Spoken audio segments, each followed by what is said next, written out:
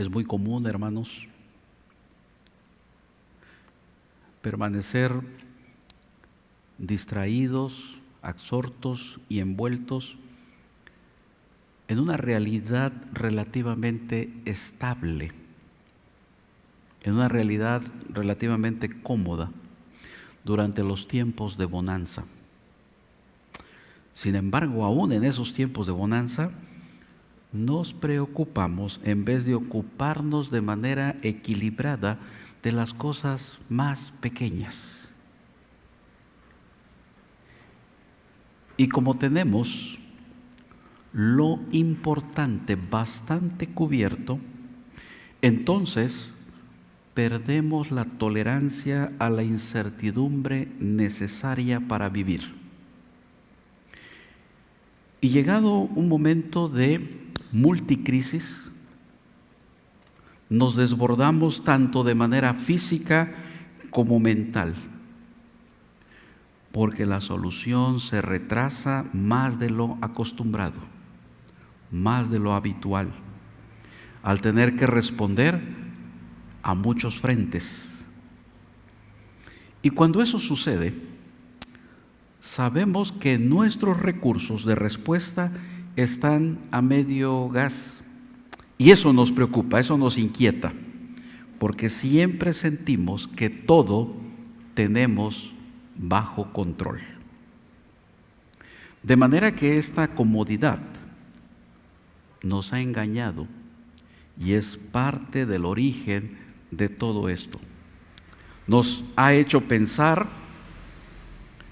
que podíamos controlarlo todo y que nada podía salir mal. Eso es una sensación de seguridad. Nos hemos elaborado horarios imposibles en los que en cualquier imprevisto no tenemos margen de reacción y eso causa estrés. Otros se han llenado la cabeza de frases inspiracionales de origen dudoso y contenido inquietante, con un pensamiento positivo vacío de realidad que no vale mucho cuando llega el momento difícil de enfrentar una crisis y entonces se sienten frustrados y hasta fracasados. ¿Qué es la preocupación? La palabra que en español se traduce como afán en el Nuevo Testamento es una palabra griega que significa estar ansioso, estar distraído o tener una mente dividida.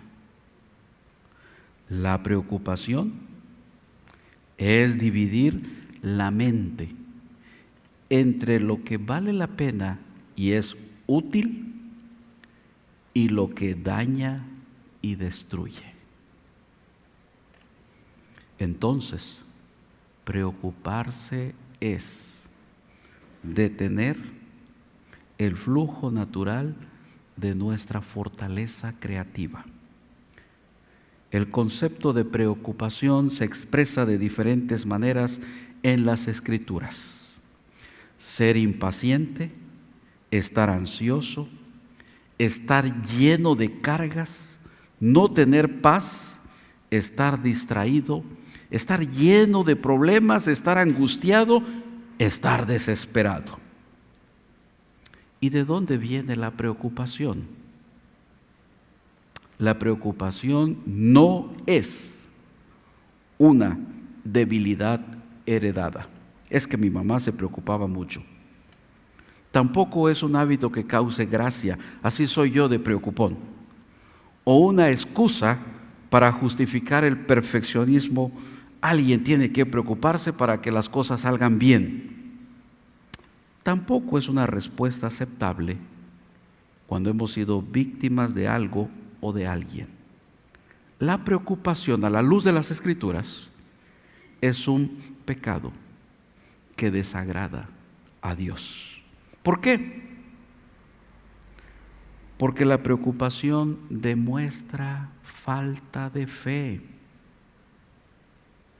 La preocupación manifiesta que realmente no le creemos a Dios.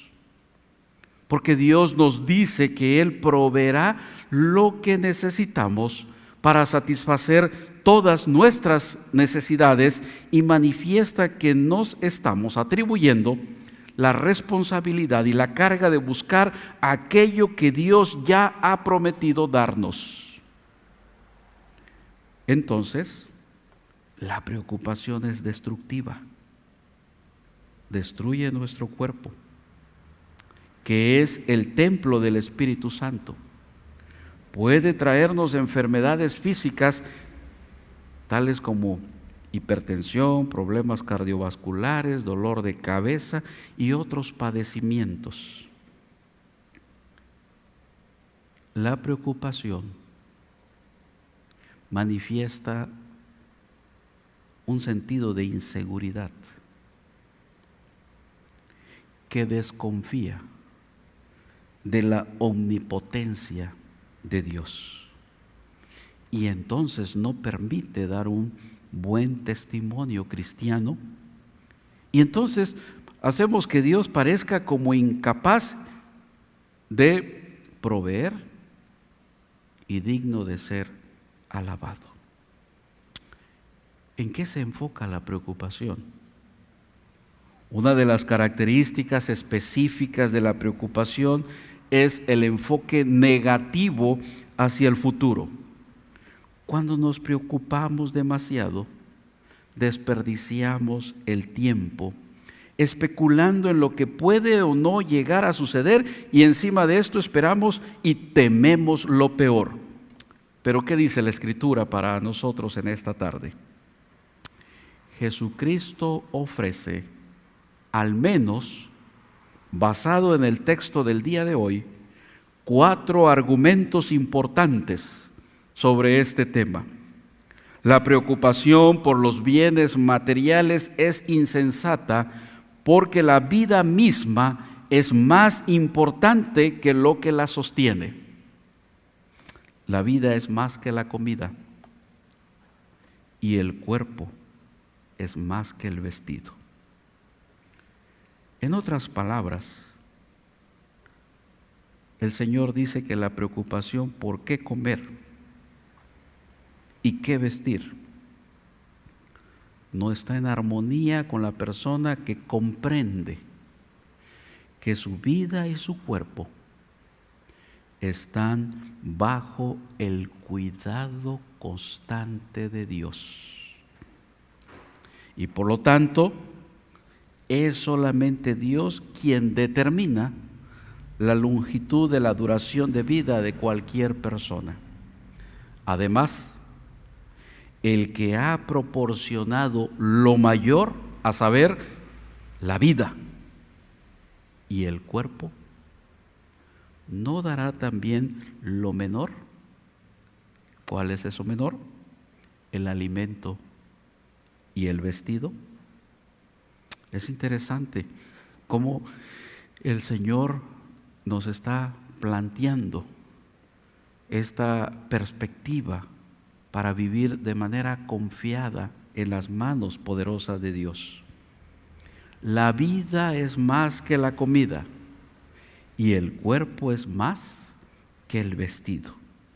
Pero si Dios ha proporcionado lo mayor, ¿cómo no dará también lo menor? Eso nos genera seguridad, confianza y esperanza. Por otro lado, el versículo 24 de nuestro texto dice: Dios se ocupará de los suyos, así como cuida las aves del cielo. Dice la Escritura: considerad los cuervos, que ni siembran ni ciegan, que ni tienen despensa ni granero, y Dios los alimenta. ¿No valéis vosotros mucho más que las aves? Estos cuervos eran solamente aves. Además, nada saben de la agricultura. No sembraban ni segaban. Tampoco tenían o disponían de bodegas ni graneros a los cuales pudieran traer sus bienes. Sin embargo, estaban bien cuidados, porque Dios mismo los alimentaba. Jesús da a entender, ¿por qué tenéis vosotros que estar ansiosos? ¿No valéis vosotros más que estas aves que son cuidadas y alimentadas por el Señor? El versículo 25 y 26 nos muestra que la ansiedad no logra nada. Leemos, ¿y quién de vosotros podrá con afanarse añadir a su estatura un codo? Pues si no podéis ni aun lo que es menos, ¿por qué os afanáis por lo demás? La palabra codo es una metáfora mixta que puede traducirse como duración de la vida y puede referirse a la edad o a la estatura. Entonces, por ejemplo, Zaqueo era pequeño de estatura. Sara había pasado la edad de concebir, pero Dios los visitó. Entonces, un hombre puede preocuparse hasta la muerte, pero no puede preocuparse y lograr una vida más larga, más extensa. Y entonces el Señor se vuelve ahora a otro ejemplo de la naturaleza, y en forma paralela a lo que ha dicho de los cuervos, ahora habla de los lirios. En esta enseñanza vuelve a remarcar el tema de la provisión divina, el alimento para que una persona siga con vida. Y Dios ahora, a través de esta otra imagen, muestra que proveerá la ropa para que la persona pueda cubrir su cuerpo. Dice, considerad los lirios, cómo crecen, no trabajan ni hilan, mas os digo que ni aun Salomón con toda su gloria se vistió como uno de ellos. Considerad, está diciendo el escritor, observad cuidadosamente, pon atención, estudiad detenidamente cómo crecen sin trabajo alguno de su parte. Basándose en estos pasajes bíblicos, parece que la descripción se refiere al hecho de que los que se caractericen de este modo es que no estaban tomando suficientemente en serio el consuelo que se deriva de la presencia, la promesa, el poder y el amor de Cristo a favor de los suyos. Y entonces Jesús está mostrando que la preocupación o la ansiedad terrenal no armoniza con la posición de un discípulo, quien es corona de la creación de Dios. Si Dios tiene cuidado de las aves, y si Dios alimenta a los cuervos, y si Dios tiene cuidado de los lirios, ¿no tendrá más cuidado de ustedes que son corona de la creación? Así que esto es un tema que tiene que ver con fe, y entonces hay un contraste entre el creyente con el incrédulo. Es la distinción que está haciendo el Señor Jesucristo. No son los seguidores de Cristo, hijos del Padre Celestial, quien conoce todas sus necesidades y por lo tanto Él proveerá. Jesús ha estado hablando en términos negativos hasta ahora. Ha estado diciendo, no os preocupéis por vuestra vida, no fijéis vuestro corazón en qué comeréis o qué beberéis. Pero ahora, al concluir, cambia su discurso en un sentido positivo y dice: como herederos de las inagotables riquezas del reino de Dios,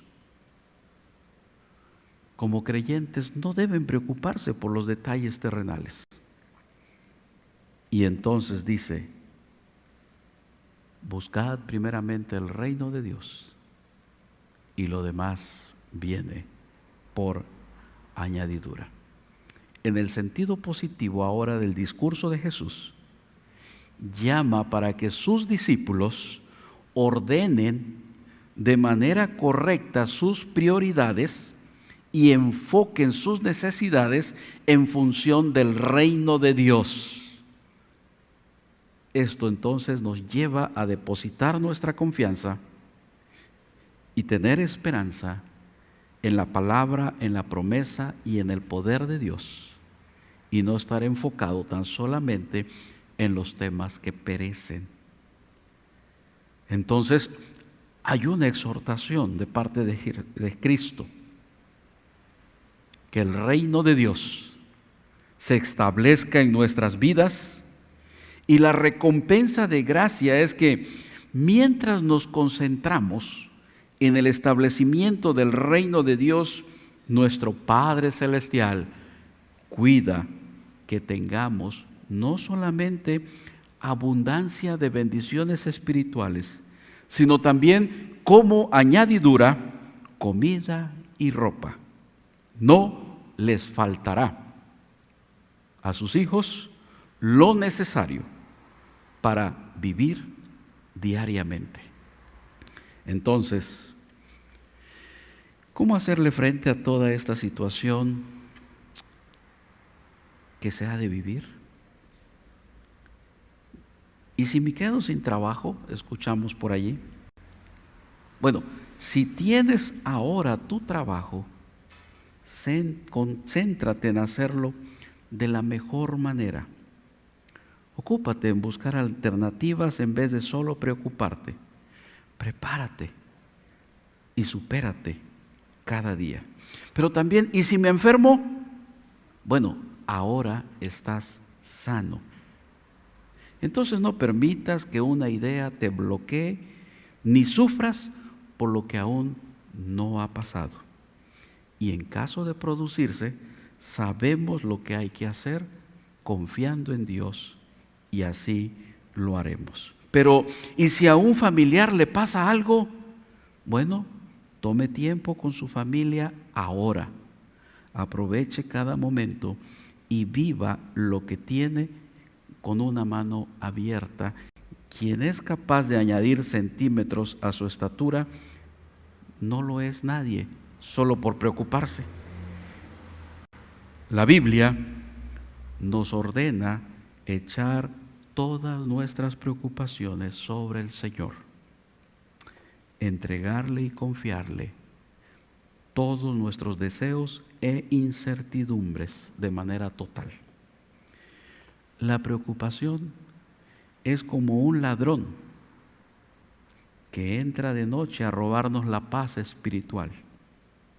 Entonces Dios no desea que vivamos preocupados por el futuro, ni que dejemos que nuestras emociones sean presas del temor.